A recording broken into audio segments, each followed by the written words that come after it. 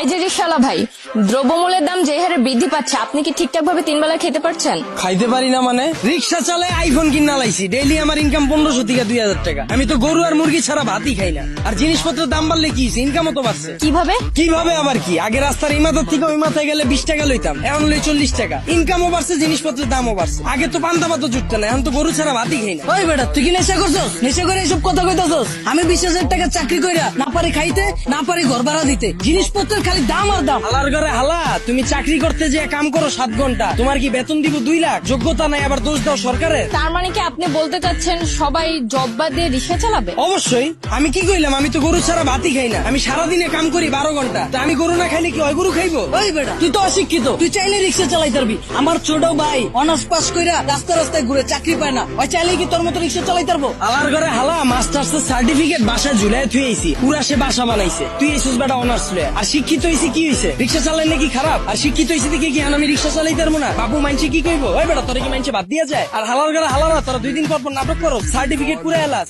Honours masters pass করছো টাল্টিবেল্টি করে, চাকরি পাবি কইতে? যারা পাওয়ার হেরা পায়, এরা নিজেরা ওইভাবে তৈরি করে। তোরা 10 লাখ বেকার ঘুরো স্কিল লিগা, সরকারের দোষ দা স্কিল লিগা। তোরা যখন বুঝছস যে তগরে দিয়া পড়ালে হইব না, করতে গেছিস কে জোর করে? ও বুঝছি, সার্টিফিকেটের লেগা না? বিয়ার সময় যেন কইতে পারো যে আমি গ্রাজুয়েট, আমি ইঞ্জিনিয়ার, আমি শিক্ষিত। বন্ডামি বাদ দিয়া তোর বাইরে রিক্সা লয়ে বেরিতে। তার মানে আপনি কি বলতে চাচ্ছেন, আপনি নিজেও অনার্স মাস্টার্স কমপ্লিট করছেন কিন্তু নিজেকে ওইভাবে তৈরি করতে পারেননি, যার কারণে আপনার জব হয়নি? হ্যাঁ অবশ্যই, মিছা কথা কমুকে। আমি নিজের ওইভাবে তৈরি করিনি, আমি জবও পাইনি, আমি রিক্সা চালাই না শুরু করছি। আর এই যে 10 লাখ বেকার ঘুরতেছে, একটাও কি বুকে হাত দিয়ে কইতে পারবো নিজে সর্বোচ্চ চেষ্টা করছে? আর এই যে 10 লাখ বেকার ঘুরতেছে, একটা বুকে হাত দিয়ে কইতে পারবো নিজে করে ওইভাবে তৈরি করছে, নিজে করে সর্বোচ্চ চেষ্টাটা করছে, তাও চাকরি পায় নাই? সারা রাত খেলছে কার্ড, সারাদিন গার্লফ্রেন্ডের সময় দিছে, ওরা চাকরি পাইবো কইতে? যারা পাওয়ার হেরা পায়। আর গ্রাজুয়েশন কমপ্লিট করছিস ভালো কথা, বইয়ের রিস্কে ব্যবসা কর, উদ্যোক্তা হ, ঝুঁকি ল, 1000 মানুষের লেগে রাস্তা খোল, এসব বন্ডামি বাদ দে। কিন্তু বাংলাদেশের মতো এরকম গরিব দেশে দ্রব্যমূল্যের দাম বাড়াটা কি স্বাভাবিক? ভাই খারাপ। এই দেশ গরিব দেশ কেটা কইছে আপনাদের? এই দেশে 150,000 কোটি টাকার সিগারেটই বিক্রি হয়। বিশ্বের ভিতরে 5 নাম্বার বিড়িখোর বাংলাদেশ। এই দেশে মানুষ 20 কোটি, স্মার্টফোন চালায় 23 কোটি, বাইক চলে 30 লাখ, প্রাইভেট কার চলে 50 লাখ। এই দেশ আমার গরিব হয় কেমনে? ওই বেটা, যারা গরিব ওরা গরিবই আছে, আর যারা বড় লোক ওরা বড় লোকই হইতাছে। এমনি দেশ চললে সবাই তো না খেয়ে মরবো। হালার ঘরে হালা, 1974 সালের পর থেকে এখন পর্যন্ত কেউ না খায় মরছে? তুই তো নিজের বুকে হাত দিয়ে কইতে পারবি এখন পর্যন্ত কোনো এক বেলা না খায় রইছস? হালার ঘরে হালা, 3 বেলা তো ভাত খাসি, লগে আবার বিকালের নাস্তাও মারা। আর যে কস জিনিসপত্রের খালি দাম বাড়তাছে, খামু কেমনে? জিনিসপত্রের দাম বাড়লে খাস কে, কিনস কে?